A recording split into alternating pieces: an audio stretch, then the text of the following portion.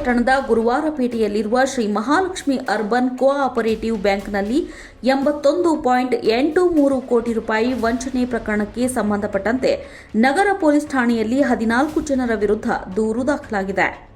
ಗೋಕಾಕ್ ನಗರದ Shri Mahalakshmi urban cooperative ಬ್ಯಾಂಕ್ನಲ್ಲಿ 14 ಆರೋಪಿಗಳು 6.97 ಕೋಟಿ ರೂಪಾಯಿ ಠೇವಣಿ ಮಾಡಿದ್ದಾರೆ.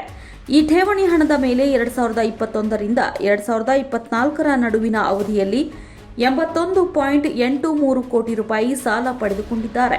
ಆದರೆ ಇಲ್ಲಿಯವರೆಗೆ ಪಡೆದ ಸಾಲ ಮರುಪಾವತಿಸದೆ ವಂಚಿಸಿದ್ದಾರೆ ಅಂತ ಜಿತೇಂದ್ರ ಮಂಗಳೇಕರ್ ದೂರು ದಾಖಲಿಸಿದ್ದಾರೆ. ಇದೇ ಹಿನ್ನೆಲೆಯಲ್ಲಿ ಬ್ಯಾಂಕ್ಗೆ ಪೊಲೀಸ್ ಭದ್ರತೆ ನೀಡಲಾಗಿದ್ದು ತನಿಖೆ ಕೈಗೊಳ್ಳಲಾಗಿದೆ ಅಂತ ಪೊಲೀಸರು ಮಾಹಿತಿ ನೀಡಿದ್ದಾರೆ.